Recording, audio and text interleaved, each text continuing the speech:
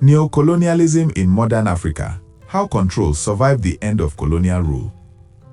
While formal colonialism ended across Africa in the mid-20th century, its spirit never truly left. What replaced it was a more subtle, more sophisticated system of domination known as neo-colonialism. Unlike direct colonial rule, neo-colonialism does not require foreign governors or flags. Instead, it operates through economic dependency, military agreements, political pressure, debt traps, media narratives, and the manipulation of local elites. This system allows former colonial powers and global interests to maintain control over African nations while pretending that Africa is independent. One of the most dangerous aspects of neocolonialism is that it disguises exploitation as partnership. African countries are told they are receiving aid, development assistance, security cooperation, or democratic guidance. In reality, many of these arrangements are designed to preserve foreign access to African resources, influence African policies, and prevent the rise of strong, independent states. When African leaders comply, they are praised. When they resist, they are punished. This is the system that leaders like Ibrahim Traoré of Burkina Faso, Assimi Goïta of Mali, Abdurrahman Chiani of Niger, and Mazi Nnamdi Kanu have openly confronted. Their actions represent a direct challenge to the foundations of neocolonial control, which explains the intensity of the backlash they face. Media warfare: how Africa is framed to the world. A critical weapon of neocolonialism is narrative control. Global media institutions, largely based in the West, play a powerful role in shaping how Africa is perceived both internationally and by Africans themselves. Conflicts in Africa are often reported without historical context. African resistance is framed as chaos, while foreign intervention is framed as salvation. When African leaders assert sovereignty, they are quickly labeled as dictators, extremists, or threats to democracy. Their motives are rarely examined honestly. Meanwhile, Western-backed leaders who preside over corruption, poverty, and repression are often described as stable partners or key allies. This selective framing is not accidental, it serves geopolitical interests. Ibrahim Traoré has been a prime target of this media warfare. His youth, popularity, and unapologetic Pan-African stance threaten the old narrative that Africa needs external supervision.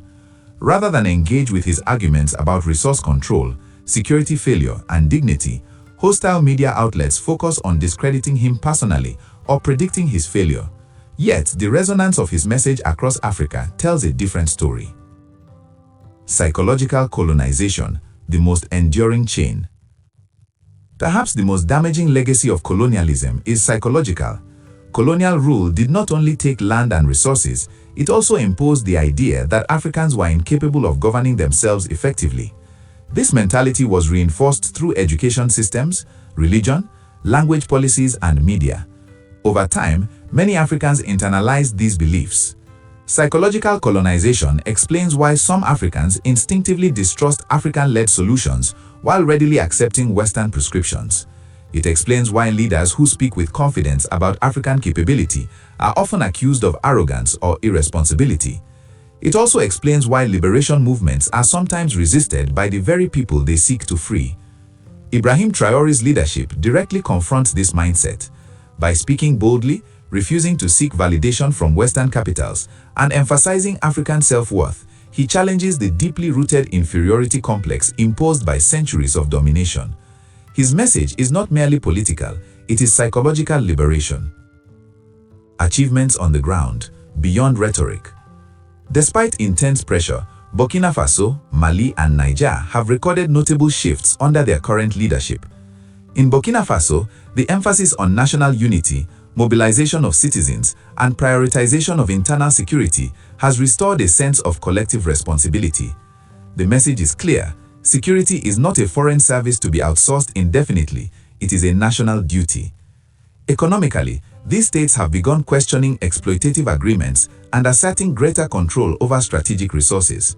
While progress is ongoing and challenges remain, the most important achievement so far is the rejection of helplessness. Policy discussions are now centered on sovereignty rather than dependency. Regionally, the alliance among these states represents a historic departure from isolation. Unity has always been Africa's greatest fear to external powers. By coordinating politically and strategically, these nations are reducing vulnerability to divide and rule tactics that have plagued Africa since colonial times. Western reactions and the fear of precedent. The harsh reaction from Western governments and institutions is revealing. Sanctions, diplomatic pressure, aid suspension, and hostile media coverage have followed each assertion of sovereignty. These responses are often justified in the language of democracy, yet they rarely acknowledge the failures of the previous Western-supported systems. The real fear is not instability, it is precedent. If African nations successfully redefine governance on their own terms, others may follow.